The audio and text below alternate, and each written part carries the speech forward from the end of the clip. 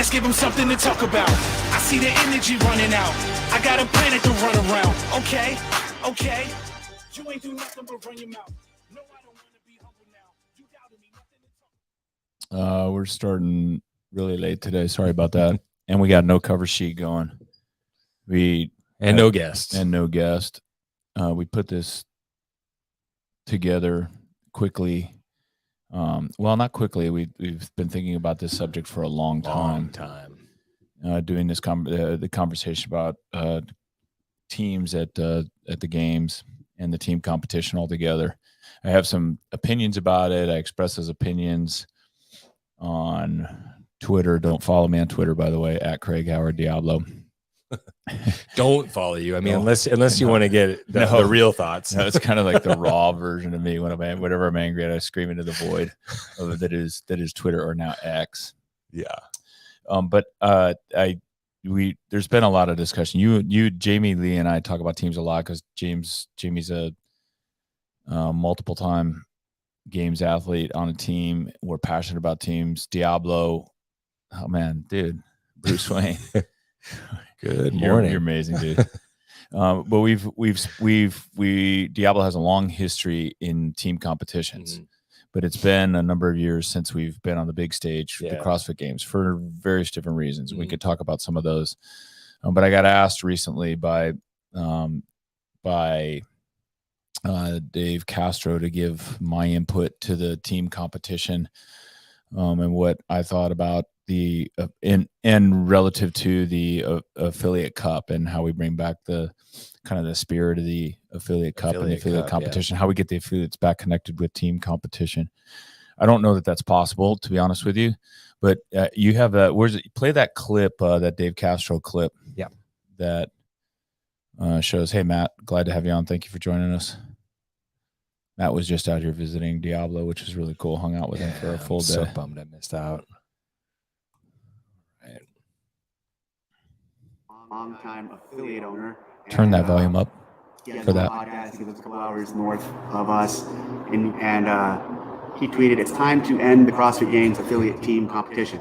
Instead, let's revive the invitational international team format held after the games, with teams comprised of the best athletes representing a country or region."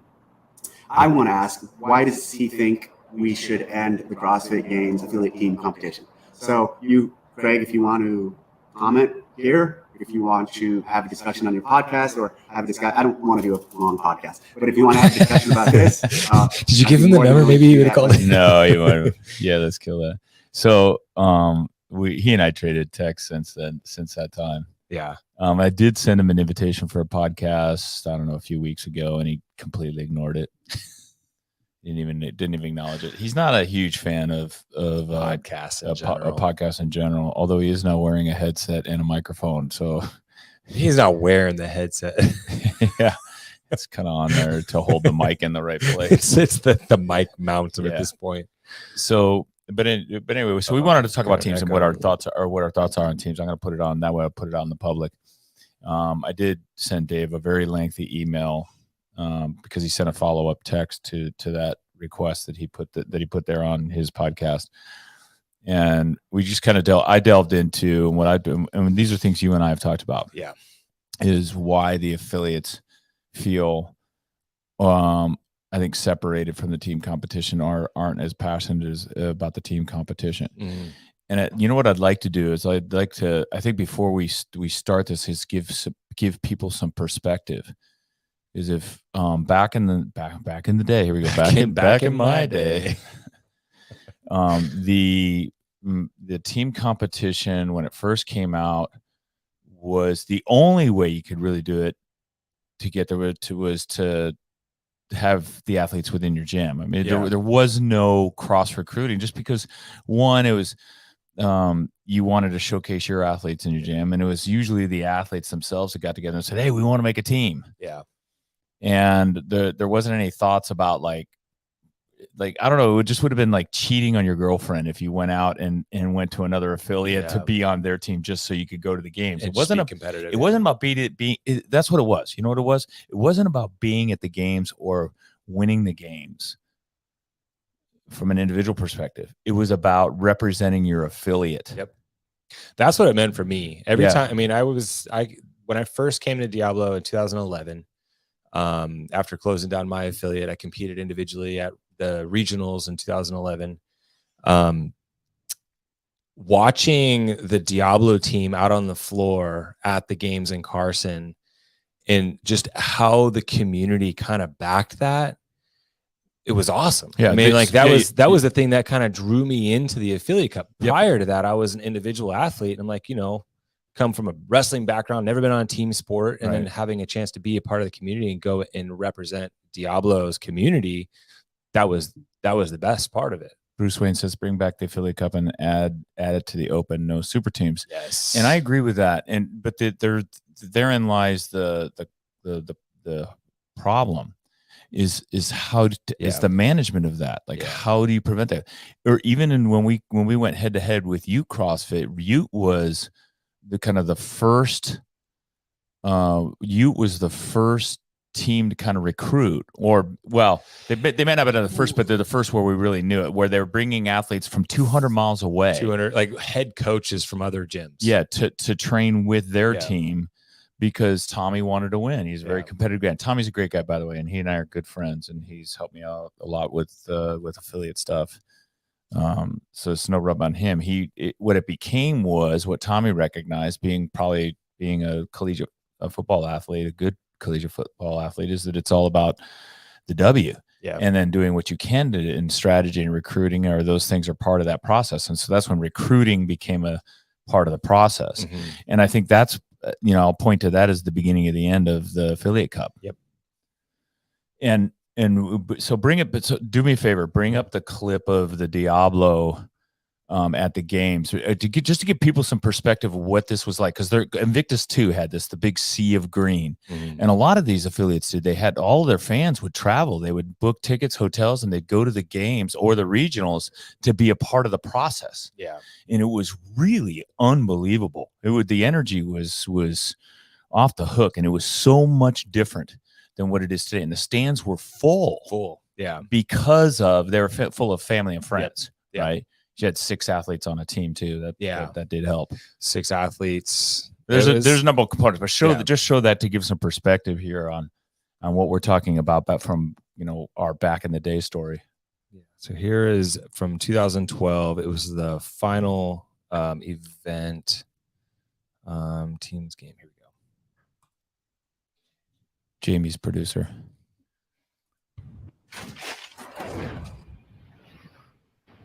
Oh, it was horrible. I think we went like 6 months after, still talking about how much we wanted it and how sad we were that we lost by 1 point. So this year we're that much more prepared, that much more confident, and we're gonna do it. Are you on wireless or are you on hardwired directly? Hardwired. Yeah, and I'm so yeah. It's I love like these WODs have been all 6 of us chopped up a together, little bit, because just that's how like they what have it. Diablo Oh, okay. is. We're family, we CrossFit, and we do everything together. So it's been an honor that we all can work out together and show people what we got. So this was the 2012 team. The majority of them were returning athletes from the 2011 team that I had a chance to watch. This is Chuck Carswell, by the way. 2012, get the teams fired up as they're headed out. OG. Without the beard. Hey, can you make this run a little better? This is how it was cut in YouTube. It's been chopped down. Right.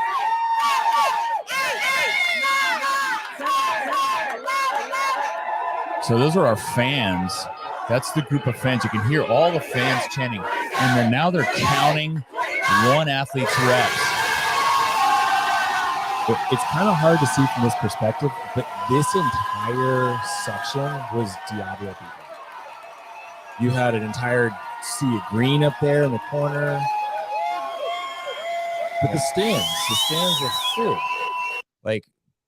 Back at this time, the stands were stacked. Yeah, they were for the affiliate cup. And last time when I went to the at the games in Madison, I went in to watch one of the last events of the day, and it was just sad. There was nobody there. It's like the affiliate cup was just Well, It's just kind of going through the motions. It's not an affiliate cup. Oh, by the way, thanks, Wad Zombie. Our podcast. I was thinking because he did a YouTube post today and it was AI generated. Yeah. Or no, he did a YouTube post, an Instagram post. He did an Instagram post today and he did an AI generated I saw it. podcast. And of course, I'm kind of flipping through, but where's the PR? You're so nice because we're not big enough. We're not big enough yet for that. Like how many average viewers do I got to get to before Wad Zombie will do an AI generated version of our podcast? We got a ways. I know we got a ways to go. Anyway, so but back to that though, the energy at the regional levels, at sectional levels, and admittedly, Diablo fans were it was fucking obnoxious. I mean, we offended a lot of people. It took a lot of years of hard work to rebuild relationships with affiliates in our area because our fans were just off the hook. Yeah. But passionate too. Yeah, but let me tell you, you know what that did coming back to teams and affiliate cup? People wanted to beat us. Yes. People wanted to beat us and they were stoked and their fans were stoked and that was cool too. Yeah. That created extra energy. You know, we had big rivalries with 808.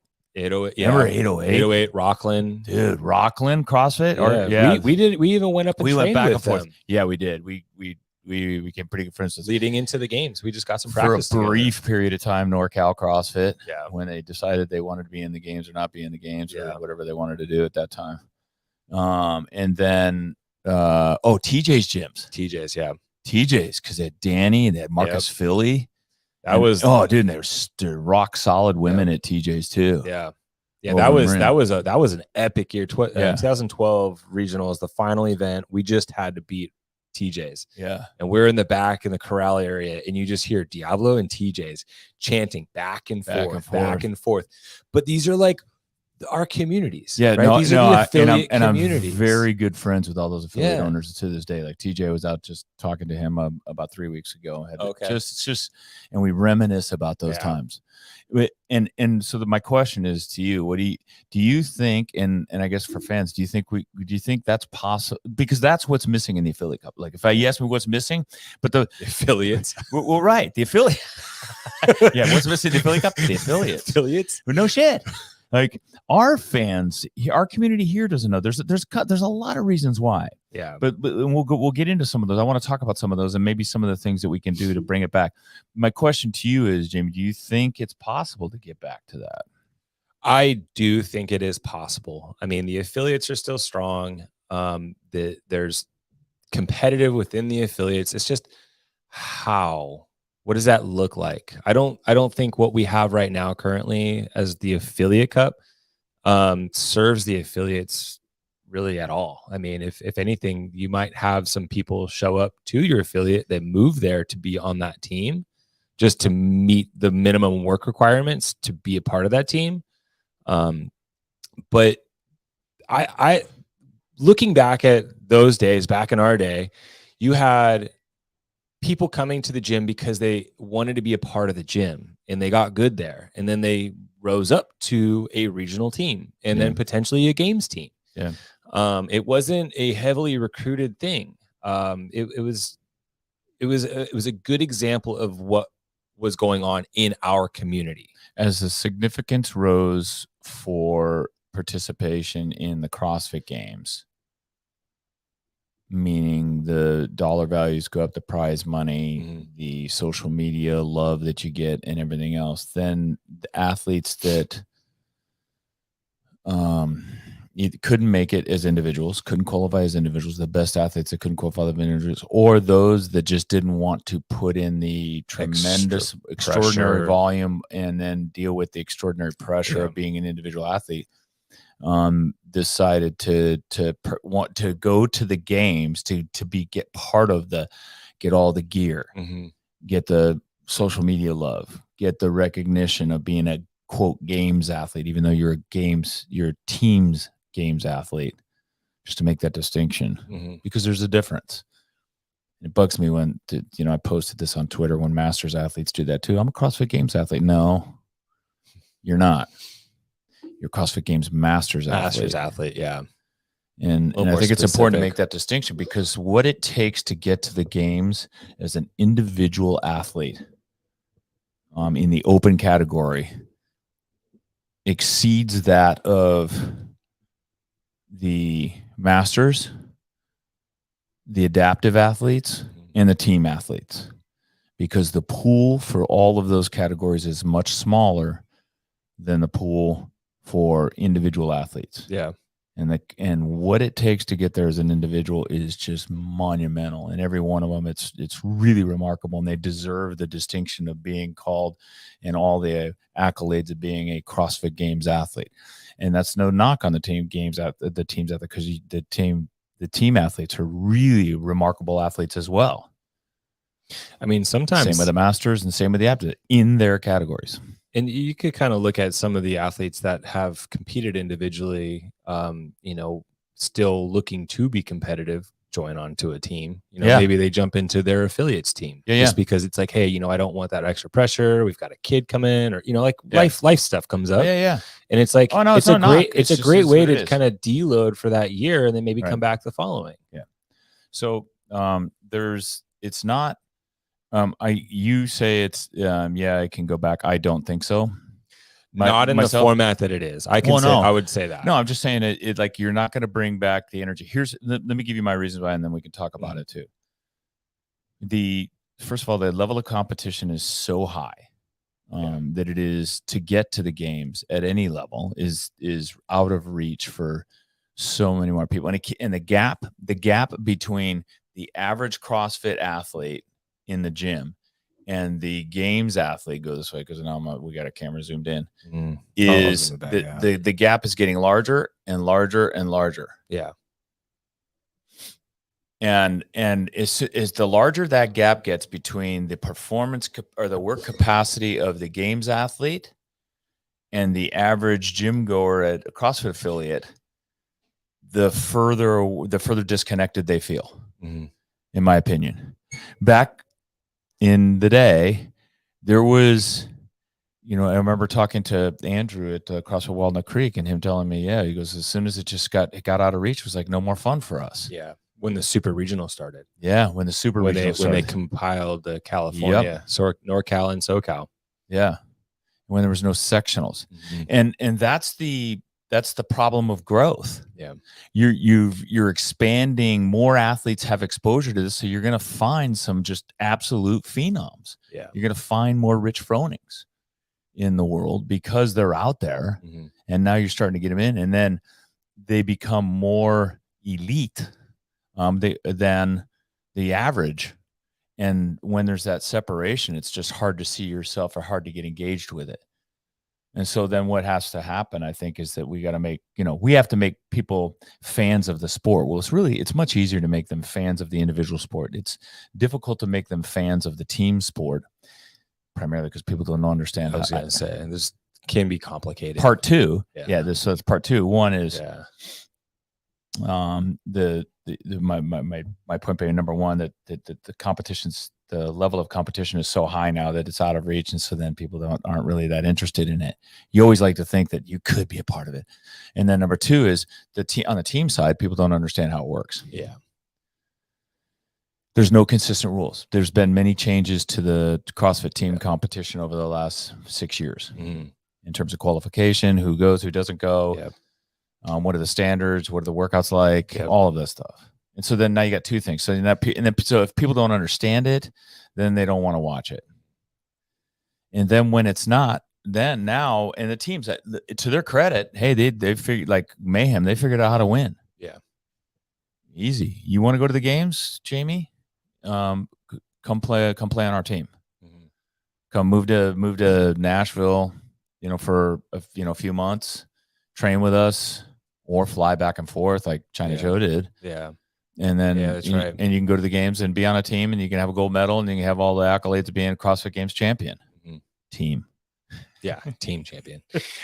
Affiliate Cup. Yeah. The Affiliate Cup. And those athletes, when they come in, because we've had athletes come in to want to be a part of our team. Yeah. And they're in the community. My hat's off to the teams, the affiliates that can manage that. We didn't manage it well at all. Yeah. They, there maybe one or two. Liz, I think, was kind of part of the community, but for the most part, when we tried to bring people in, it was shit show. It didn't work. The drama was high. The members didn't know who they were. Everybody felt like kind of was like, I don't know, you just feel a little bit dirty. You said it perfectly at one point. There's two different types of teams. There's the organic and then there's manufactured. Yeah. The organic's good for the community and then manufactured was not so much. Yeah. Yeah. Yeah. It's and in the defense of those athletes, they got to come in. They got to usually they're coming from further away. The only time they're going to be here is when they got to train. They got to get down to business. Yeah. They don't got time to get to know people and even Alessandra, who is beloved in our community. When she was deep into her training, she didn't have time to be part of the community. Yeah. She was here a lot of the times when there was not as many people here, just so because she needed space, she needed equipment. She'd come in the morning with 4 bags and drop them off in the corner, and then just sit there and then do a session, leave, come back, do another session, leave, come back. Video recorders, and you couldn't talk to her, or you might be on her tape, and you might step in front of her tape, or it's horrible. The life of a CrossFit Games athlete. I always tell people when people say, "Oh, I want to go to the games," I be careful what you wish for. Sure. Yeah. Be careful what you wish for. It's no joke. There's no balance in your life. No. And you look at what happened to Hallie and what's her Mal O'Brien and or Haley and Mal O'Brien. Yeah. And you understand how that can happen. You just it's overwhelming. Anyway, all the way back to the team stuff. So I do think there's some things. Jamie and I have had a long conversation, why we're starting late, because we've had multiple conversations over several days about this. I think there are things that CrossFit can do to improve the team competition and start to bring the affiliates and get them more involved. Yeah, but it may not be at the games level. No, maybe not right away. Right. Like it's. I mean, what we've talked about was kind of an overhaul. In some capacity, right. Overhauls are dangerous because they've fucking done it so many times that they, CrossFit loses credibility anytime they make major changes. Because it's like, okay, we're changing again. Well, it's a good time to make those changes. I mean, with the changes, with the age group, the adaptive, going to its own event, and the fact that they're still doing the teams, the affiliate, if they're calling it the affiliate cup, the teams with the individuals. It kind of goes back to what we had talked about before is, let the individuals be that spectating sport. And the teams could potentially become a participating sport, which then only would help serve the affiliates and give something for the affiliates to do. Make no mistake that the affiliates are the indoctrination centers for the CrossFit Games. Yeah. In every single aspect. Yep. Which is one of the reasons why I make a huge push online, and I call out the CrossFit Games athletes to support your local affiliates, put your local affiliate on social media, talk about them. When you stand up on the stage and you're on the podium, the first person you should thank should be your affiliate. Yeah. Because it is affiliate that's putting fans in the seats at the games, and it's affiliates that are creating people that like your content. Because we're teaching people about CrossFit. We're getting people engaged with CrossFit. Whether there still are or not doesn't matter. That's where it started for most people. Mm-hmm. And we teach people about what the CrossFit Games are. I'm the one that put we put it on here. Yep. The Rogue Invitationals on the TV running during the weekend. That happened. And most people are like, what's this competition? Yeah. It's a Rogue Invitational. What's Rogue Invitational? Is it the CrossFit Games? No, it's not the CrossFit Games. It's an off season of the CrossFit Games. Yeah. We do that. The affiliate owners do that. I do it because I know, one, I'm passionate about the sport and I want to watch it. Yeah. But also because I know that if I can get people to love the sport, it's another hook in them to do CrossFit. Yep. They can brag about it to their friends and they'll keep coming back.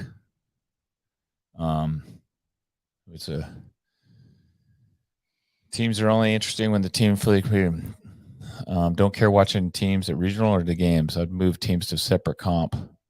Bingo. That's one of the things. And he says, I'd move teams to a separate comp. Not sure there is an overall interest. I'm sure there's not an overall interest with the way it is now. With the way it is now. Yeah. Jamie and I have been to all the competitions. Yep. We've been to the regionals, the new regionals. We've been to the games. Yep. I was at the games this year. We were at the games this year. Yeah. Jamie gave them the benefit. I'd get up and leave. As soon as they said teams bump, see ya. you know, but I'd go, you know, Yeah. go back to the RV. Jamie would stay and I watch. wanted to see how it was going. I wanted to Right. see, you know, what they were doing. First of all, what's the programming looking like, and at the same time, how many people are watching? Yeah. So Jamie and 10 other guys stayed in the Coliseum. I stayed for maybe a heat. Other family, you know, Jamie and all the and all the family and friends that they have. And I could tell you what, like I've even been to where like they're not even their family comes to these things. Oh yeah. No, that's true. Anymore because they're not interested. Yeah. Well, and they don't understand how it works either. Well, it's also such. I mean, like,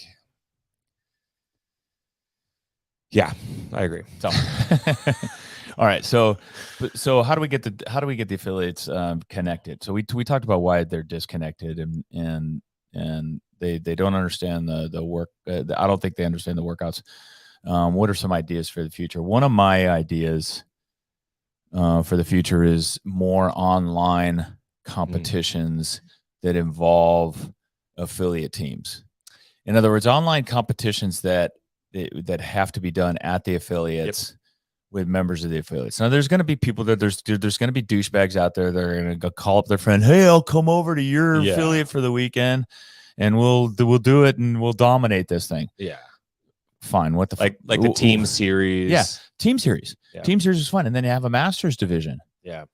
Our Yeah, gym, that's right. we participated in the team series the last time I was up, and we had it was a lot of fun. Yeah. I didn't even want to do it, and I did it and had fun. And I remember being Yvonne's teammate in that. No pressure. Oh man, it was miserable. But it was fun. It was fun, and our members got involved, and you can create kind of inter gym competition. So, well, remember the lift off too? Right. Yeah, the lift off too. Like we had a whole people, like when we were doing the actual lifting portion, we had a whole crowd come and watch. Like our members come and watch that. Yep. I think that so I think more online competitions organized by CrossFit. Mm-hmm. You know, Hiller's going to be all over this shit. I don't care. Yeah. Like, you know, with no video submissions required. Just you got to have, but you do have to have a certified judge, and and your judge has to be in. Just like in the open. You know what I'd really like? It's just like in the open. Yeah, I'd actually like to take it one more level higher. And here's how you promote certifications. Your judge has to be an L2. Ooh, yeah. Judge has to be an L2. And that's good. Right? Because the coach that's taking the L2 understands the significance of that L2. Yep. And if they feel like they're putting themselves on the line with their L2, like no one wants to get their L2 revoked. Well, they're also a little bit more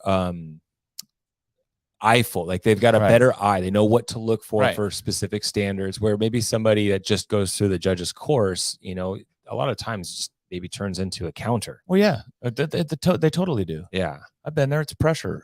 Mm-hmm. So you make them an L2. So that's one way you do it. Right. And then the other thing I think you do, so you do like a team series, right? Yeah. And then you have a team series open and a team series finals.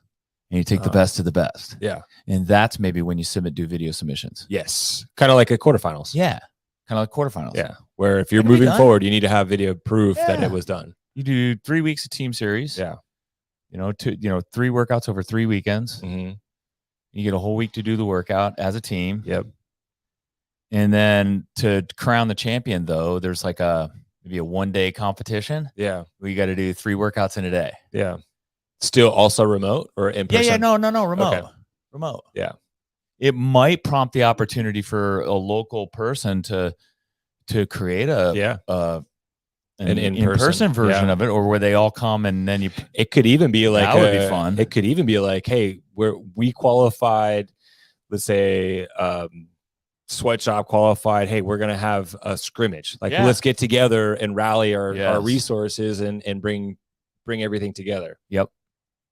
I think one of the things that has to happen if you want to promote this type of thing, the good thing, well, maybe not, right, is that there needs to be some standards with respect to the tests.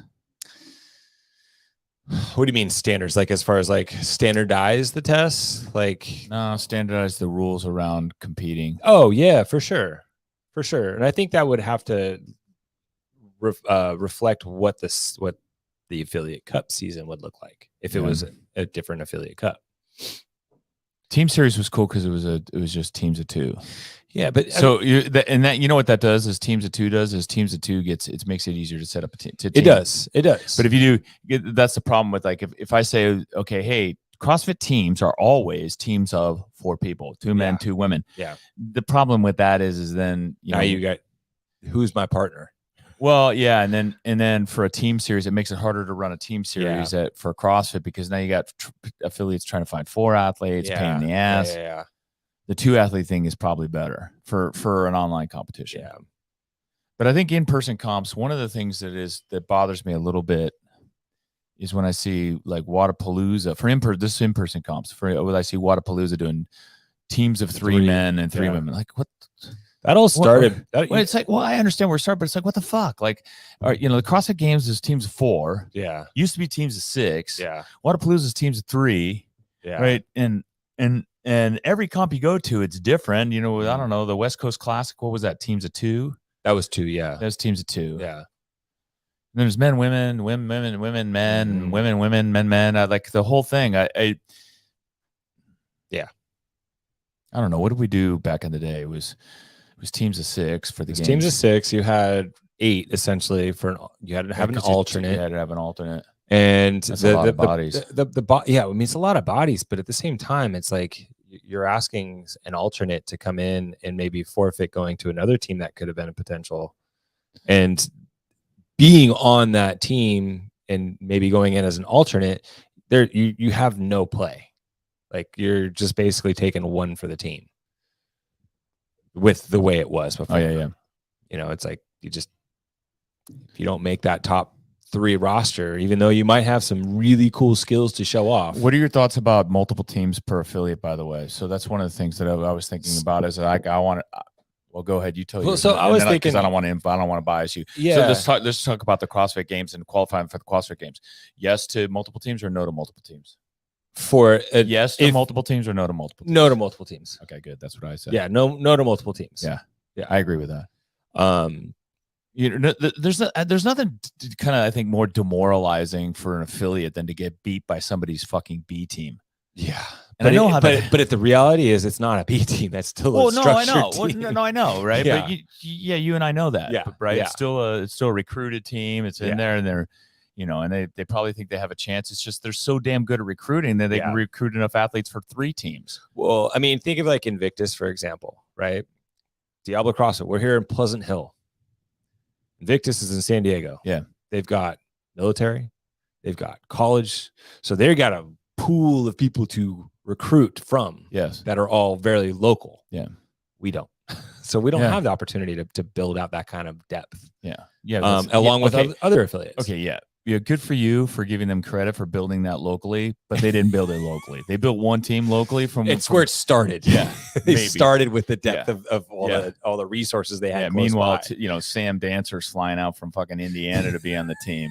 Like, oh yeah, that's definitely not that's recruited. That's not. Yeah, that's not organic. Yes. But kind of going back to the idea of so one team. We agreed on. Hang on a second. Yeah. I just want to put this down. One team per affiliate. Yes. That's your team. Yeah. And they got and I I don't know, I know it's a pain in the ass for CrossFit to figure this out. Because remember they said, hey, we want to see workout records, and you have to do the majority of workouts. Yeah, and all these affiliates were ratting on all the other affiliates. They're getting tons of emails. Hey, so and so trained over at such and such affiliate. Now they're over at this affiliate. Like that stuff for CrossFit's just a nightmare. I don't even think that's in the spirit of CrossFit. It's not, but affiliates do it. But it's at the same time because that's it. The rules are allowing it. Yeah, and I think part of the reason why that is yeah. But how do you enforce the rules? Do they? No, but they did, but they don't have the resources to do it effectively. Yeah, I mean they did it on a small level. Yeah, they put them out there, and then they were screwing. But you don't want to. If you're CrossFit Games, you don't want to have to hire 500 people so you can go and just track and figure out where the hell athletes were training. Yeah. It's just if you want to, people want to point fingers at why the affiliate cups, doesn't have the same spirit and enthusiasm and energy that it used to have, is because of affiliates. Mm-hmm. It's not because of CrossFit. Yeah. Yeah. Okay. Because, maybe they didn't have the right rules in place, but it's affiliates that cut corners and Mhm. fudged and look, I get it. That's what happens in competition. And when the significance of it becomes so great, when their people are so in love with the shoes they're going to get at the games, and the accolades and the jerseys, I got jerseys up on the wall in here. Oh yeah, but the jerseys that they're like, okay, so you know what, we'll bring her in for a season. We did it. yeah. And so affiliates ruin the affiliate cup. That's a good point. And that's a good perspective to have. But it happens I think in any sport. Yeah. And so I keep saying that. What's the question is?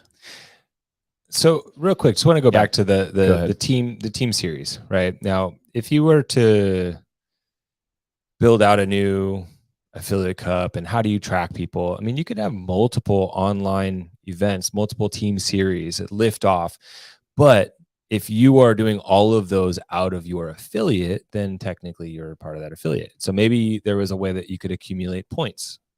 Yes. To a point where then maybe there is an in-person competition. Yes. Right. So you could have multiple partners doing the event in your affiliate. And then some of the better scores maybe get added on to your affiliate score. Shit. I didn't put that in my email to Dave. We talked about that. We did. I think that's a great idea. And I mean, it's where it's making CrossFit recreational sport. Yeah. So what Jamie is saying is that your team would accumulate in the various competitions that it does, is accumulating points throughout the season, much like golf, NASCAR. Yep. And then that qualifies you to participate in a championship event. And those points are earned by doing a number of competitions. And if you don't do a number of you may have the best athletes in the world, but if you don't do a number of competitions, you don't get any points. You can't participate. So you may have the best athletes in the world, but you don't participate because you didn't show up. Yeah. I do like that. Yeah. The reason why we ended up on this discussion, because it's kind of like it helps CrossFit police the athlete participation for an affiliate without having to be the police. Yep. Because the athletes have to participate with the affiliate throughout the year. It requires more buy-in from the affiliates and the athletes to the affiliates. Yeah. And I think that's the biggest thing that's missing on where we are right now, because there is no real tie-in to the athletes to the affiliates. They could just show up for that required time to be there to train for the games. Right. But if it was maybe a year-round thing in a different event, then you could essentially build it up to that. Right. You could. And I would love to see it come back in any way possible to the affiliates, where it's the affiliates. And the affiliate the team competitions used to be a way to engage our members. Yep. In terms of their athleticism, because there's athletes in here that wanted to be on the team and they trained hard and they were, and then there's the members who knew, because a lot of those athletes were coaches. Yep. And so the members knew them and they rooted for them, cheered for them. That's why we had those large, the big Diablo sea of red and Invictus with its sea of green. And although we never called ourselves the sea of red, by the way, I want to put that out there. Just to be clear. Invictus, you guys called yourselves the sea of green. And we used to make fun of you when there wasn't a lot of you out there. We'd call you the puddle of green. And that was fun, man. Yeah. That was really fun. I loved, and CJ and I to this day are good friends. I think because of those competitions amongst one another. For sure. But there's because our team was from the gym and part of the gym, and so I guess it's up to CrossFit to figure out how to get the affiliates, coaches, and members that are there and have been there a long time as part of the competition process, not imported athletes. Yeah. And it's hard to police that, but again, the point system where Jamie suggested, where there'd be a series of competitions, either online or in person, where Could they be- could it they could could be earn both. earn points. It could be both. Imagine. Oh no, absolutely. It's both. Imagine imagine it's CrossFit puts out 100%. It's both. Yeah. Yeah. I mean, imagine CrossFit puts out one series of tests a month for X amount of months after the open. So you have to do the open because you have to be on that affiliate team registered through the open. So you have to do the open. And then from there, you can pick and choose maybe who's going to compete in this particular week. Maybe somebody's not available. Cool. You get somebody else from your affiliate that can stand in. But you do these events, and whether it's in your affiliate or maybe it's like we talked about, maybe rallying a little in-person competition, just to get a different stimulus. Do that for a few times, and then you get some enough points where you can maybe talk about having a regional type event. Yeah. It would, and I think you incentivize the competition hosts, the event management people to host these things. There also has to be team competitions for the average Joe. Yep. So just so they can get them, participate. The more we get our athletes participating, our affiliate members participating, the bigger fans they become. Imagine Diablo gets a point for every team that completes the X amount of tests from CrossFit in whatever tests that they put out there. So now you're encouraging more participation from the affiliates to have more people do it, regardless on whether they're going to be competitive or not. So it kind of helps like lift up the affiliates so they have a better chance to then move on to the next round and show off their top athletes. That's really cool. Expanding on that idea. Mm-hmm. Anybody that's a Diablo member that goes and does a registered CrossFit competition, anybody gets a point. One, you get 1 point for showing up. Yep. Right. Registering and showing up. And you get more points for performance improvement. Yep. And those go into your database. And then Diablo gets an invitation to a team affiliate cup competition based upon the number of points that we've accumulated as an affiliate. Yeah. And we can field whatever athletes we want. Yeah. Now we're talking team size. Yeah. Now we can field whatever athletes we want for that competition that are all of our members. Oh man, we're on something here. So all of the points that our members have earned gives Diablo X number of points, right? Yeah. And their performance in those competitions can also influence it, right? So the points are, participation and then performance. Yeah. And then they take the top 50 affiliates with total points. That maybe includes the open as well. And you get an invitation to an affiliate cup competition. Yeah. And that affiliate cup competition is, let's call it 4 athletes. I'd really like it to be 6. Jamie and I've talked about this. Yeah, we can expand on that a little bit more too. Yeah. Team size, right? Team size, but so 4 athletes get an invitation, or your team, team gets Diablo's team gets an invitation, and it can be anybody that has at least one point. Maybe we, instead of calling it a team, your affiliate gets an invitation. Yeah, that's right. Yeah, not just the team, because your affiliate gets an invitation. Yeah, and no, it's got to be someone with at least X number of points. Because 1 point is then you get then you get the douchebag that just did one competition with your gym so that he could be a Diablo athlete. Yeah. So it's got to be someone. But then you can comprise your team of 6 athletes. Each athlete has a minimum of 50 league points or whatever it is. That might be a way to do it. Yeah. That's a cool, that brings it out throughout the season. God, it's a lot of administration though. Yeah. I mean, you would have to have it built into like the leaderboard, the software. So here's the other thing. This is one thing where I think CrossFit, and looking back in the day, if you had asked me, hey, CrossFit's creating membership software, does Diablo want to switch over to that membership software? 10 years ago, I probably would have said no. Yeah. Because I was so paranoid. Yeah. And I didn't but I didn't understand. I was also, meanwhile, I was using MindBody, and I was giving MindBody all my customer data, credit card information, and MindBody now markets to them. Yeah. Charges me a fee. Which is what you were afraid of. Yeah. Charges me a fee for all this shit. $3,000 in credit card fees every month, plus the software fee. Yeah. That's where I am in the first place. And then they have all of my customer data. So my customers can leave me and go to another MindBody studio or facility, and they just, oh, hey, look how convenient MindBody made it for me. I love MindBody. Fuck. And I was worried about CrossFit having my customers' data. No. No. If CrossFit, the big move that CrossFit should have done, not franchising, it was creating client management software and tied it into the games. Yeah, have it a one-stop shop. One-stop shop. I mean, they already have like our CrossFit ID numbers. Do you know how many people we could sign up for the Open if all they had to do was just, hey, Craig, just put it on my tab. Boom, click, done. Yeah. And they're already in. And then all of your data is there. All your records of where you worked out, the workouts that you did, everything. Yep. Whether you started and completed the workout. Oh, there's your points to the affiliate cup. Yeah. You could you all of that. Like you could you could take their class workouts. Yeah. And include that as like points. You could only have, your team members must have, executed 200 workouts at Diablo in a year. Maybe there's like a main site workout that's counting as points. Yes. Yes. Boom. There's some more points.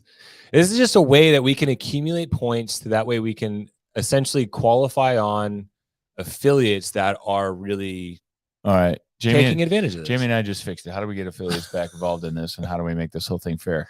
CrossFit, we'd like you to spend $100 million and develop software that's cheaper for me, the affiliate, to process my credit card fees and manage my software and track their performances, so that you can have that data and you can have it, and then we use it as a comparison for who's the best affiliate. Then oh my god. Yeah, we talk about a missed opportunity. I mean, it's still a potential opportunity. Yeah, it's just going to cost more, and it's going to get all these. But it might entice more people to affiliate too. Here we go. It depends on how long these private equity guys, how long they have what their view is. Yeah, because if their view is like 5 or 10 years, I would immediately start developing software. Because what's going to happen, there's going to be a lot of affiliates that are going to fall by the wayside, so that you don't even have to worry about those. And only you got to work on your tenured affiliates. And I tell you what, you make this financially an incentive for me for Diablo, and I'll move my software over there, and all my customer data over there. Yeah, I mean, I feel like that even if it was all a one-stop shop, it just makes everything easier, right? Damn, that's a good idea. Yeah, we just get the $100 million idea. Software. It's all on software. Other ideas for the future too. I don't even. Team size. Oh, okay, let's talk team size. Let's talk team size. So the affiliate gets to qualify and move on. Now, depending on maybe what level of the competition, how many athletes go, right, and what are the program. What is the program? Right, well, let's go back. So it used to be 6. Yeah. And then what were the workouts like? There was workouts for 4 people. So yeah, there was basically in 2012. I'm referring to sectionals or regionals. At the time, you had an event where, so let's say hypothetically, or for example, Alessandra and I did the dumbbell snatch sprint relay. Right. It was like a 2-minute workout, but it was a heavy dumbbell. So we needed somebody that could really manage and throw the big weight around. So Sandra and I were the ones that did that. Right. And then later that day, it was a 6-person workout. The next day, it was a 4-person workout. You had the other 2 that didn't do the dumbbell snatch. So Christy and Eleni did that one with Mark and Ben. Right. So there was a 4-person. Then you had another 6-person event. So what that did is it allowed the teams to kind of strategize and place the athletes to their strengths, which then helped push the teams further ahead, right? There was more strategy involved. Yeah. It wasn't like who's the weakest link. It was who's going to do the best at this event, and let's put that person with that person so that way we can really get some points. It wasn't. So do you pull up that regional video that you had where Jeremy's on there talking? Do you have that one? Yes. Well, I want people to see this because this is the importance, because a great deal of Diablo's early game success was as a result of coaching. And I say this because, and I'll even go back to my CrossFit Games performance in 2013 as a masters athlete at the CrossFit Games. I was able to win the CrossFit Games and win 2 workouts because of actually 2 workouts and then survive 1 workout because of the coaching that I received from my coach, Jeremy Jones. Like he was a brilliant execution coach in the heat of competition. And that coaching, and why I think that's important, like, is because the coach has been removed from team workouts and from individual competition. We know who the coaches are. This is the interesting thing. You know, they're the ones who got the social media sites and collecting fees now. Yeah. The training camps and their coaches. But it's surprising to me that for an organization that values the quality of a coach in the affiliate, where we want them to get level 1, level 2, level 3, and we recognize the importance of that coach and distinguishing between good affiliates and shitty affiliates is usually the quality of coaching. Why are we on the highest stage ever putting the coaches in the background? Yeah. When you and I both know that coaching, when strategy became important, when strategy was important, it was how those workouts were coached. They know how they strategize. Anyway, pull that clip up if you would, see if it comes out a little bit. If it's all hacked up. This one's better. That last video was just hacked up from through YouTube. Let's see if this one's better. 3, 2, 1, go! So we're watching the Regions competition we're doing in 2013. I don't know exactly what it is. It's hella fast. 1524. So these guys got 1524 unofficial hella fast world record. CrossFit Diablo. You're the coach. What's your name? Jeremy Jones. Mr. Jeremy, how did you coach them to be so fast? I have more trouble getting them to slow down than I do to quickly think and go fast. Why is that? Because they all want to go all the time as hard as they can. So I'm mostly telling them that they're not training as hard and as much. So it was good. I actually expected them to get closer to 15 on this workout, and we had a little hiccup in the middle, but Liz definitely brought it home on the end, hardcore.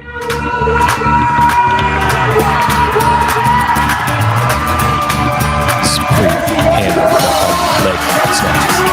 Oh yeah. The first day workouts were workouts that we knew we were going to take a little bit of a hit on, and then the last 2 days we expect to do much better. Okay, we'll watch you finish round. Good luck, guys. Thank you. So real quick, just on this event, pull that down. Oh wait, there's Bob from The Biggest Loser. So something you may not have noticed there, that event was a 4-person event. Right. It was myself, Eleni, Liz, and Chris Sicaro. We had 6 people on the team then.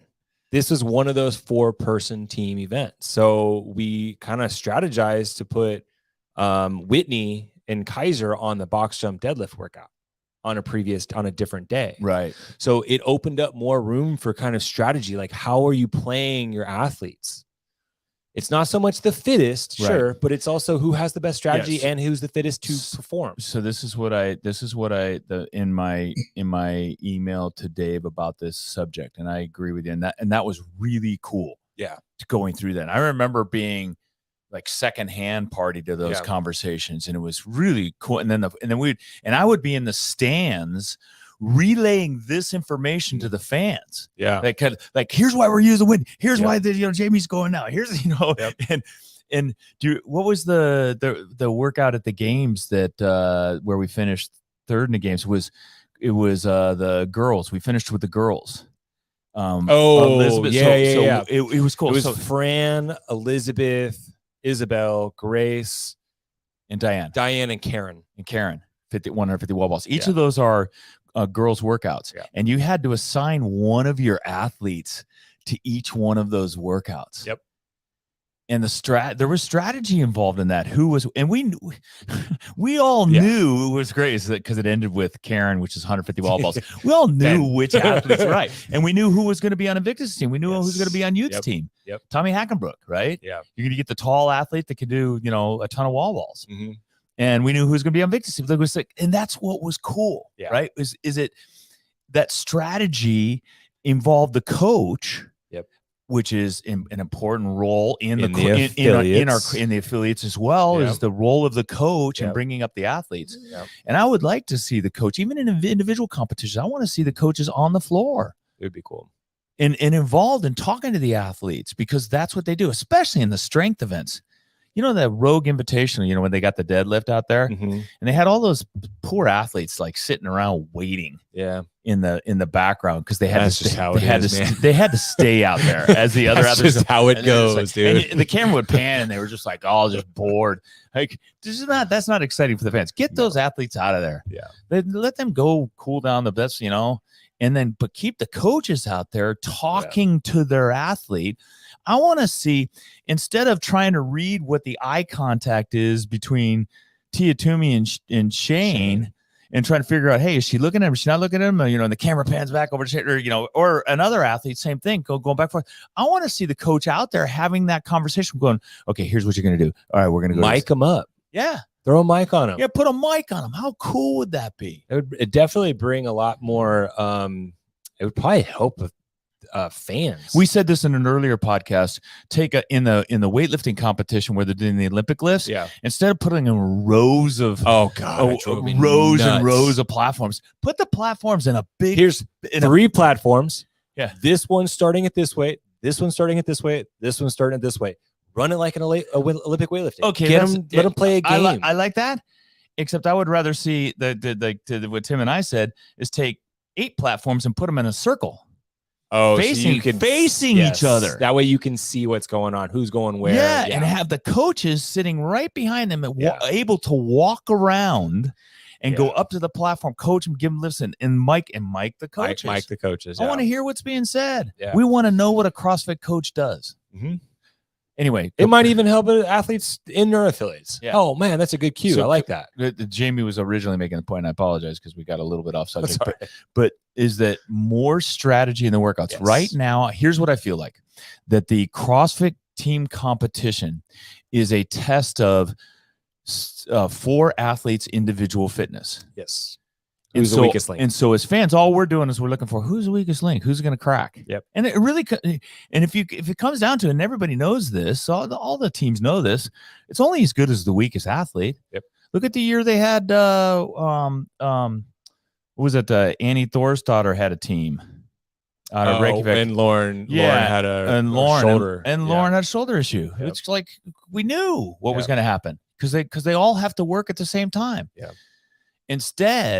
Instead, have workouts with different numbers of people, like Jamie said, a 4-person workout or a 2-person workout, or even Jamie suggested, he goes, why not a 1-person workout? Yeah. Make it like if you're at the affiliate cup, like let's say here's the world's games, you've got representation from each country or whatever. Make one of the events a marathon. Yeah. A full marathon. Like now you have to choose what athlete can run a marathon. At the same time, they're going to need to do some other shit too. So you're not just getting a specific marathon athlete from your affiliate to join the team. They need to be able to move some weight also. And so that's in the afternoon on the first day. They have a marathon. Yeah. Then the next morning you got a 6-person team. Shoot. The marathon could be going on while 2 or 3 other events are going on with the athletes. Like it could be a whole thing. Yeah. I mean, that's I get way ahead of myself, but no, that would be really cool. Well, yeah, one athlete runs a marathon, comes in and tags and starts the next event for the next for the rest of the team. Yeah, that could be that. But it could be a relay too. Yeah, right. There's ways to create workouts that are, and this isn't a criticism, Dave, because what he's done is he's testing all 4 athletes. He is testing for the fittest. For the fittest, yes, for the fittest of all the individuals combined, which is the CrossFit Games. What I'm suggesting is that in teams, in life. So at work, when you got a team of people, in the military, when you got to execute a strategy, or a project, right? When you got a team of people, or in sports, you're going to have specialists that are going to do certain tasks better than other people. And you as the coach have got to deploy those specialists so that the team can accomplish that load, that project, that event, the best way possible. So it is still, in my estimation, it's increased work capacity for the entire team as a team together. Yes. Not as I want to test the individual capacity of all 4 athletes and try and figure out which one of your athletes is the weakest in kind of who's going to break first, broad time and modal domains. Yeah. No, I'm saying, hey, the you've got as a coach, this is affiliate cup is almost just as much about the coaching and the strategizing as it is about the fitness of the athletes. I think so to do that, you have multiple events. Yeah. That are more varied events that have multiple people operating at different times, and then how you're going to deploy those people to accomplish that task. Yep. Hey, you got someone that's better at gymnastics and ring muscling, you better hold them off for that ring muscle up workout that's coming later. Yep. That 2-person ring, because and if they're your strongest person, you're screwed. Yeah. Yeah. Because then you got to choose someone maybe that's a little less strong, or someone that's a little bit more gymnastic for that workout. So and that involves a coach. Yeah. And team strategy and execution, coordination, communication, camaraderie, all of the things.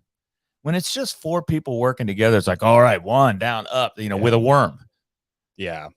And the worm, which has a place in this, that it still has a place to be, has a purpose in this kind of event. Yes, but but I will tell you this: the worm workouts are not fun to watch. No. And they are kind of fun when they get to a point where they all break down. Yeah, that can be somewhat entertaining. Yeah, they can somewhat entertaining, and it does create some drama. If you wanted to just test all their work capacity, like individual work capacity, just do a worm gymnastics workout. Yeah, and that's it. Just have that one workout. Yeah. Worm, do a whole bunch of worm shit and some gymnastic stuff, and then that whoever wins that's going to win the freaking competition overall.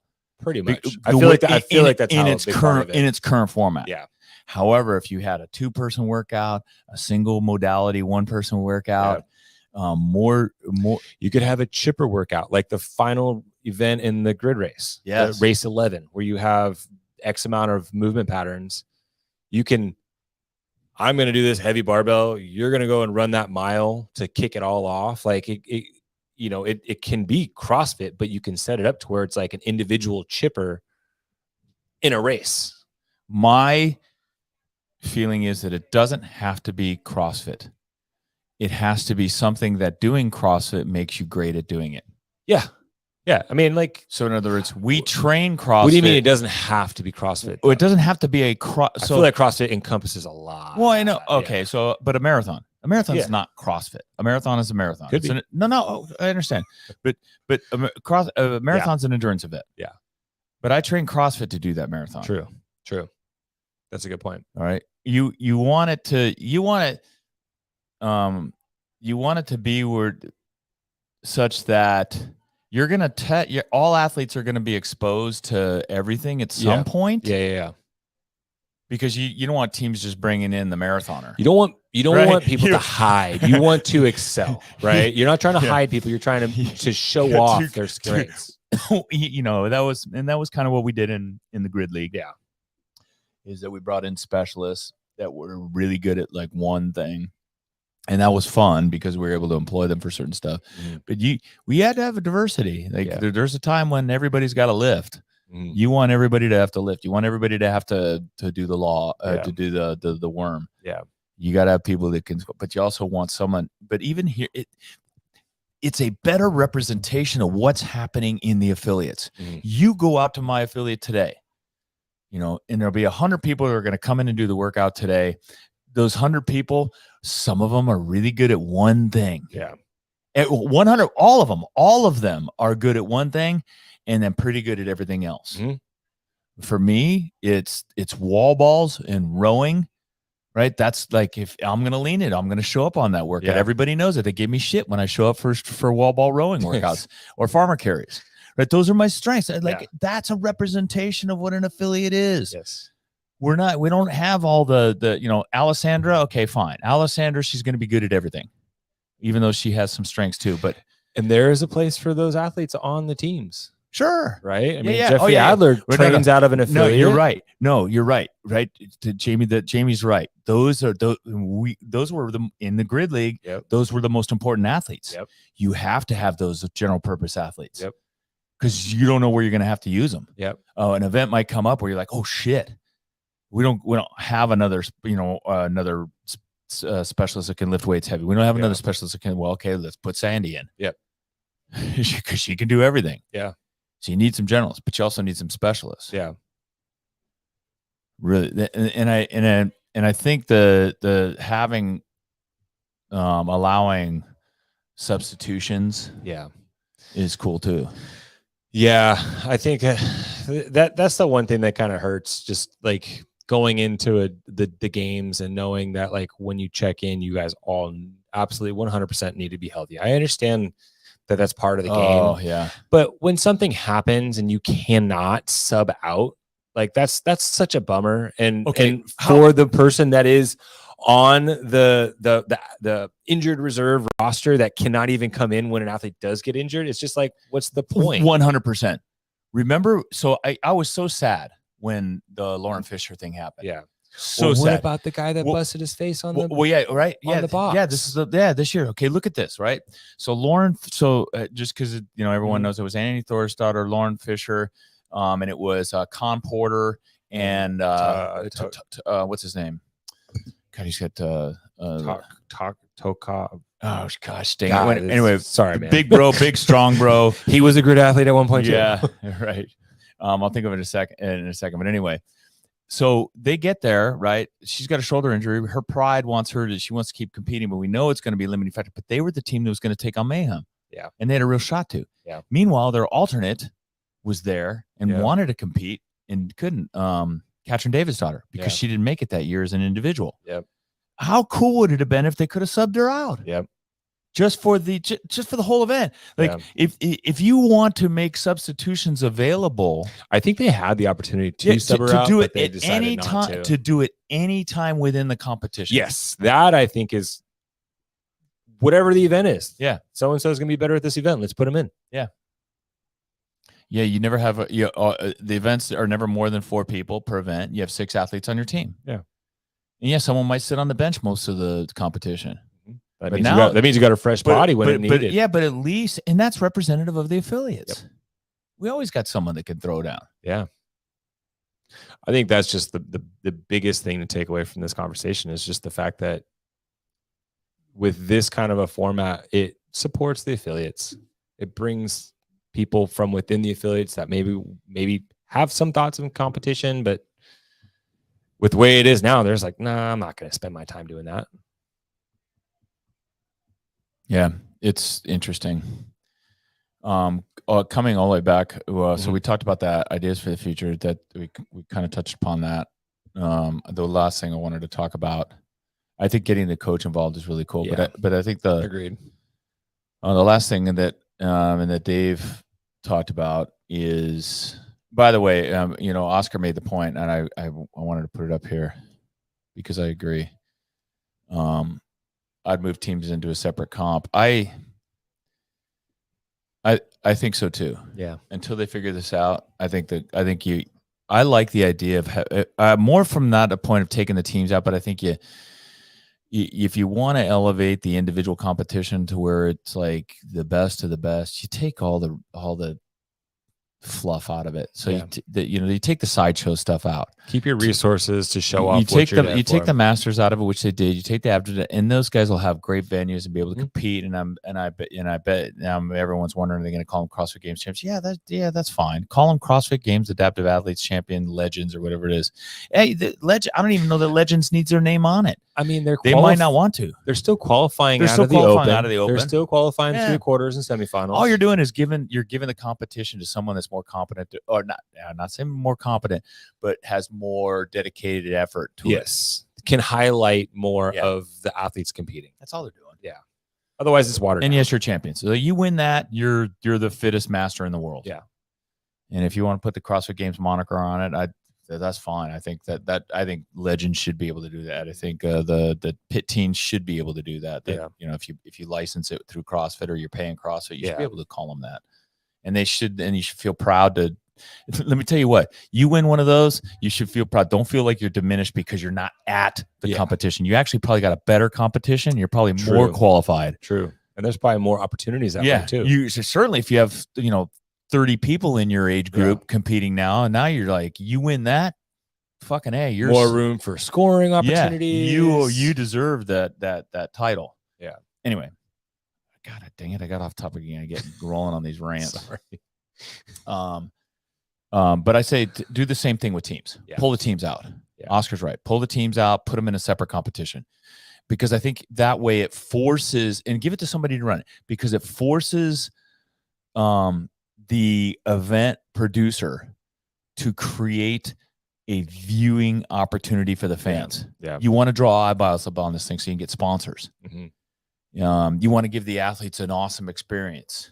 Pull it away from the games. Yeah. And put it in its own separate event and let someone that really wants to take this.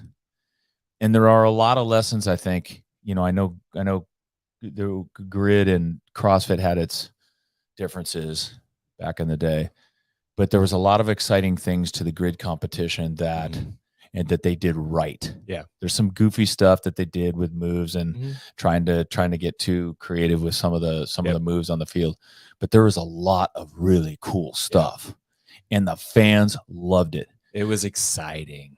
Yeah. I want to pull one thing up because we're on the grid topic. Yeah. How are you on time? I'm okay. Okay.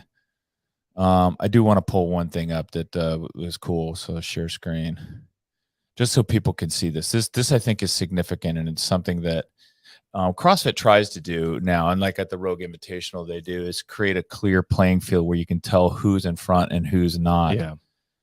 Let me see. Oh, here it is right here.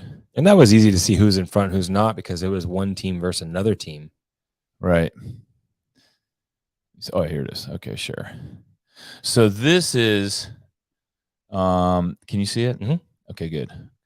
For me, when I jumped in, share screen, I should have put on another thing. Oh, here it is. Okay, good. So this is the grid field, and this is why they called it grid. By the way, just a piece of trivia for everybody. It was National Pro Fitness League. And PFL. So we sent that name to the legal team at the NFL, and they informed us that they would in fact do it if we continued to use the NFPL, and the logo looked a little bit like the NFL logo. It was very similar. That they were going to cease and desist us. So the marketing crew at so that's where grid came from. That's where grid came from. That's why they changed it to Grid, National Pro Grid League. And then grid, by the way, for other people might not realize this, grid's an anagram. I was going to say that was one of the coolest things when they made the change. Yeah. I thought that was intentional. I didn't know if it was because NFPL. No, it's because because the NFL told us that they were going to crush that they were going to send a cease and desist. We just didn't want to deal with it. And so Tony Budding paid $50,000 to a marketing team to come up with grid. And then grid is an anagram, so you can read it grid for no matter which side of the field you're on. But here's what's interesting, and this is, Tony, there's a book, and I don't have the name of the book in front of me, but that he got some of these elements on what makes a good viewing sport. One of it is you need to know who's winning and losing. Yep. Even Dave Castro says he's got to get up, have a hot dog, go get a hot dog and a beer. Well, let's call it something else, but come back and it's the same. Yeah, come back and you know what's going on. You know what's going on. You know who's in the lead. And one of the ways to do that is through the playing field. Yep. And so what grid did is they gave you quadrants that you had to move down. So the team started at the start line, and all of the team members that were in that event had to end up on the other side on the finish line. Yeah. And to do that, they had to accomplish tasks in grid 1, 2, 3, or 4. And then fans could see it. And then on top of it, what was really cool is the scoreboard kind of showed how many accumulated reps that people had. So in every event, there was an accumulated number of reps that the team had to acquire. Yeah. And it just, you watch that bar move across. Man, you almost watch that more than you watch the athletes, because it's like, God, you look up, look down, look up, look down, look up, look down, look up, look down. And they would have counters counting the reps and putting so that it fed that machine. Yeah. And it was exciting. There was, as a fan of CrossFit team events, there was nothing more exciting than sitting in that fourth grid. Yeah. And watching those athletes come down, and then that fourth event. And usually the fourth event was something that was the most difficult task usually. At the end of the grade. It was always the heaviest, most complex, most technical gymnastics. So by the time you got down to the fourth, you had to have that specialist, usually the heavy lifter, someone else, come down and do it. Or the team, or high reps, high reps, right? So cycling. it was if all the athletes were working together, they were all on the grid together. Yeah, doing in each of the events, there was 9 events, or 9 races they called them. Yeah, 11 races. 11 races. 11 races. Yeah, and the 11 races, each one was through those grids, and they were different. Each one had a unique style, but it was consistent from week to week. Like, this one's the mirror event where the format of race 1 was the Jack and Jill. Yes. 2, 3 were the mirror for the women. 3 or 4 were mirror for the men. Right? Where that's a synchro event. Then you had the sync. Yeah. So each event had its standardized sequence of the workouts or the races. Right. But the movement patterns would vary. Yeah. And it was exciting to watch. It was easy to understand and easy to follow, and it brought the fans in. Like the fans love being a part of it. Do you have that promotional video? Let's show that, because if you've got a few minutes, we may as well talk about it. Because I think this is something that CrossFit, I think enough time's gone by now. There's less resentment, because a lot of these athletes came over from CrossFit and did grid, and CrossFit was pissed off. They didn't like that because we were using CrossFit content to promote grid, and there were some things that we did bad. Were we using CrossFit content, or were we using some of the athletes that did CrossFit? Yeah. Okay. Let's not get into the legal nuances, but I can understand. Today now I look back and I understand why we pissed them off bad. Here, watch this promotional video because it's really cool. And if you're listening to this, grid match, 2 teams go head to head. Look at the fans. Races, men and women together, equal, with unlimited substitutions and quick transitions. Action is fast across the grid, and every move Justin matters. Each race demands teamwork, strategy, and maximum output. Races Thor's daughter. Weightlifting, bodyweight elements, and pure athleticism. the best teams are The strong, ring touch, that was a big skilled, one. and really fast. Athletes at the peak of human performance, leaving it all on the grid to win. It's like nothing ever seen before. Oh, they had that one event with the so they had the ring touch. So it was a ring to a 10-foot target. Yeah. But then they had the rope. The rope starting at 9 feet. You Yes. had to jump up. So you really had to have a specialist to be there for that. Yeah, so some of these events, there's a couple of events here that special events that Jamie's referring to, that, and CrossFit's done a little bit of specializing sometimes like that. I remember at the CrossFit Games they've done that before, where it's like, oh shit. I forget what one was, but anyway, but right off the top of my head, when they first went to the 20-foot rope climbs, first year they did 20-foot rope climbs. We did 20-foot rope climbs in 2012. Yeah. But the first time I did it was like, what? Oh, 20-foot rope climbs. yeah, I mean, it was, yeah. right. And similarly in grid, they did the same thing. So one of the events was, this was awesome. It was these things we didn't expect as fans and as team athletes, the 10-foot ring touch. It was a burpee to a 10-foot ring. Yeah.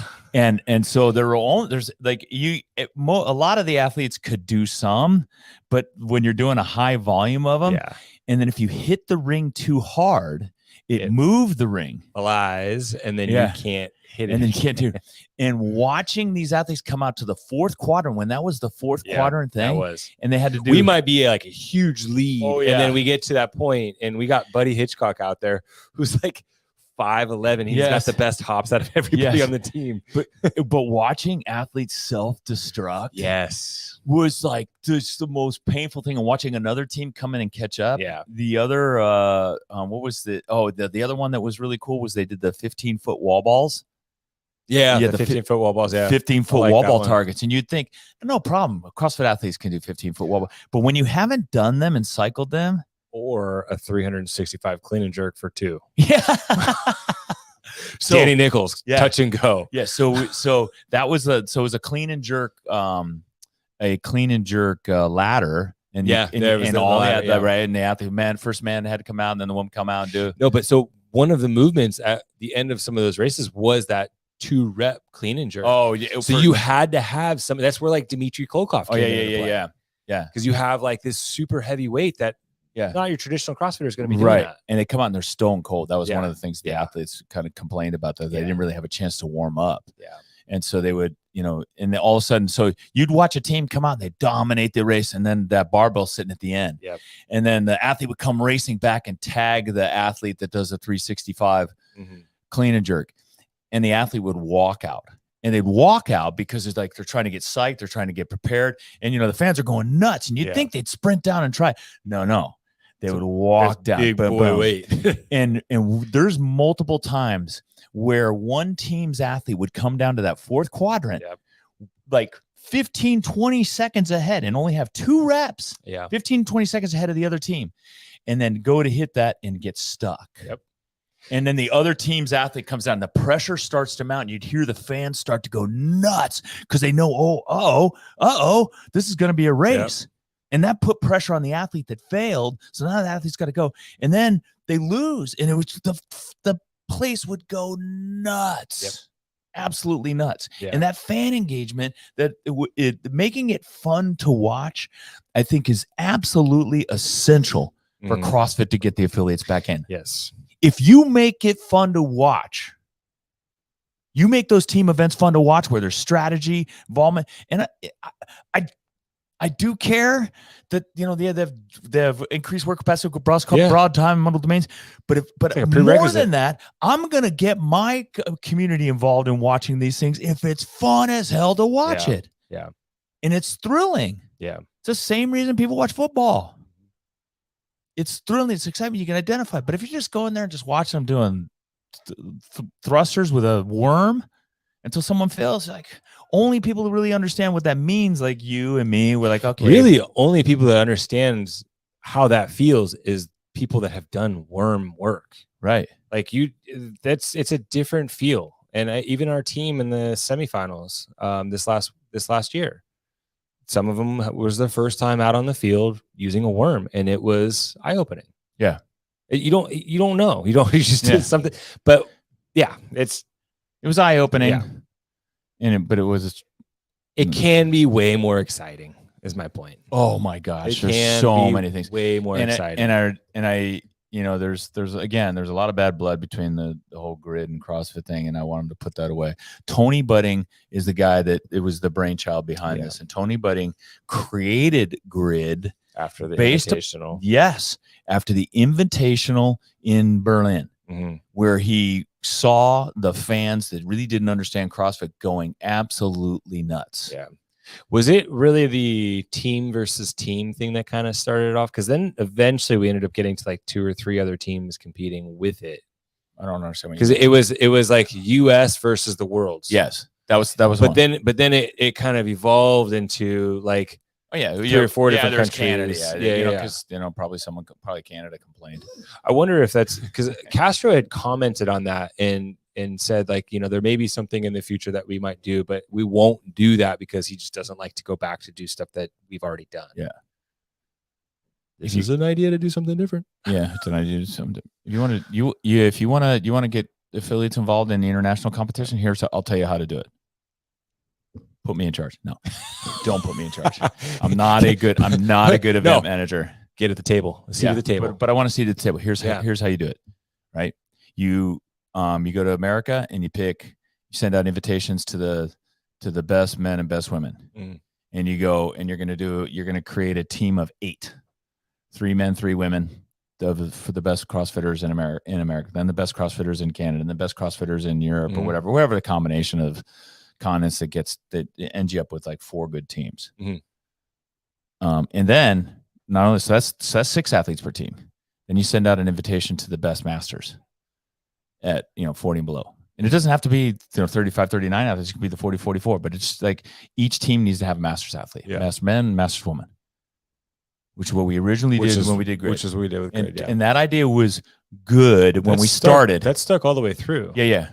Did it? Masters all the way through? We had last year we dropped. We had masters in Provo. Did we? We're not required. You're right. It wasn't required. We had it just because of they were good athletes. That's right. But anyway, so that was an original idea the grid had, and it was challenging. It became challenging for teams because the masters were likely to be injured, and then you had to have a substitute. Had to have backups. So you had to have backups because of the volume and stuff and the training together and the nature of it. But that doesn't mean for an international competition, one competition, you can have the best masters man, masters woman. Like, how cool would that be to see them competing as part of that process? And then have like 6 events with different strategies, and similar to what grid did, and be able to play and substitute. But your masters athletes have to play in like 2 events. minimum it work, requires some kind of minimum work requirement. Yeah, some kind of minimum work requirement. But I think that would draw a lot of people in. Because it would draw Now, dude, it would draw a Masters athlete, Masters fans. There's all these fucking Masters that complain and bitch and moan at them. We're not getting close. Those people would watch this. But is that so? You're talking about a team event, not necessarily the affiliate cup. No, this is okay. Team competition. This is international team cup. Okay, yeah, this is. I just wanted to clarify. Okay, good. Yeah, all right. Yeah, if I'm not making that clear, I'm talking about the international event that CrossFit used to have. The invitational. Yeah, the international invitation. I think it gets done after the games. Yep. And I like the idea of doing it if they can afford it. They can figure out a way to make it profitable. Yeah. Again, this is something that I think you sublet to somebody. Yeah. You let somebody else do it. CrossFit doesn't have to run it. Call the Torian Pro guys. Go, hey, how would you like to run the international competition? Yeah, they did good events. We'll let you do it for free. You put the CrossFit Games name on it. Just don't fuck it up. Yeah. And it has to have 6 athletes per team or 8 athletes per team, and 2 of them have to be masters. Mm-hmm. Boom, go run. Yeah. By the way, watch a lot of grid videos because those guys know what they're doing. Yeah. But don't do the you can let Dave oversee the don't do the too. corny reverse flip gymnastic stuff. The triple touch. Yeah, the triple touch. We don't need toe to bar, see, chest bar, no, we don't. No, stick with traditional CrossFit movements. But it'd be cool to see a refrigerator flip and that kind of stuff. It'd be cool to see a little bit of strongman kind of stuff. The pig was cool when we did the pig. I love that thing. In the that was pretty cool. That was a really pretty cool piece of equipment. By the way, that was another event that we did. Like that equipment, Leiko made a pig that was unbelievable. Yeah, that thing was bulletproof. Yeah. And it just he flipped it down the floor of the event, and that shook the stadium. Yeah, that was huge. It's really cool. But you could really, and again, I think that's where CrossFit's got to let go of. CrossFit's got to, and Dave, I think has to give up. He has to give up the let's test all the individual fitness of the individual athletes. Let's start with fun. Mm-hmm. Let's start with fun and work backward. Yeah, and fun to watch. And fun to do. Yeah. Because that's and accessible for all affiliates to be a part of. Yeah. And accessible for all affiliates to be a part of. Let's take out the test of the fittest is for the games athletes, individual athletes, and the masters athletes and the adaptive and everybody else. Yeah. The team begins with let's make this freaking fun. Yep. Let's show how CrossFit can be. This is the opportunity. We're reaching a really good conclusion here.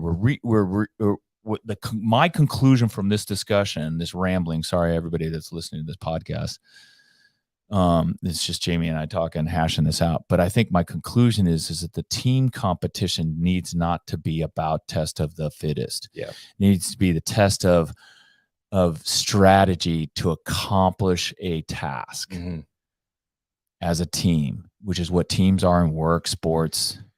Maybe not. So, and it's got to be fun. It's not the test of the fittest. It's the test of the strongest affiliate. Yes. The affiliate. No, hang on a second. It's not the test of the strongest affiliate. Well, that could be because it's strongest could also come down to strategy. No. Strongest affiliate team. It's a test of the strongest affiliate team. I still like the affiliate. Yeah, maybe you're right. Because remember, no, because it's the people that you're going to be able to get. Yeah. You do have the coach. You can pull from everybody within your affiliate. Your coach has to be an affiliate member. Has to be an affiliate coach member. Yeah. None of these bullshit, training camp people. Yeah. Has to be, like you said, it has to be an L2. Yeah, the Shanes has to be an L2. Shanes. No, it has to be an L2 working at a CrossFit gym. Yes. At the CrossFit gym. None of these Shanes, the whoever else. No big training camps. Because the training camps. The Justin Kotlers. Talking about grid. By the way, another good friend and fierce competitor. Yeah. Fierce, mean competitor. I love that guy. But anyway, so it's about creating fun, exciting workouts that require a lot of strategy and require you to have a really good coach and a diverse crew of misfit CrossFit athletes. All with an underlining goal of elevating the affiliates. Yeah.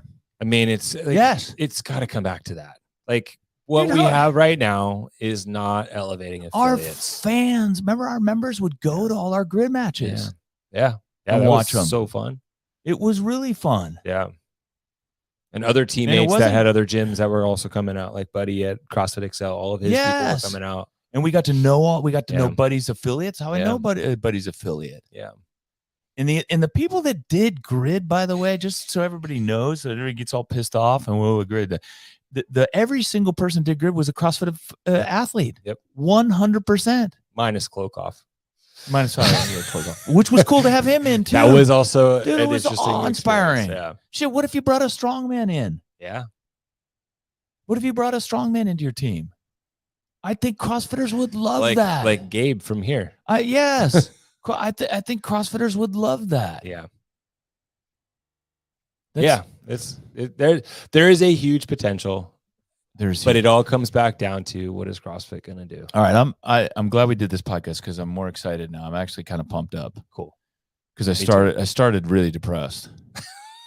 I almost canceled podcasts like about 6 times this morning. I almost canceled this podcast. Really? Yeah, because we're typing the emails just like there's just like it's too complicated. It's better to kind of go back and forth. But no, CrossFit's never going to be able to do this. This is not going to happen. You can't.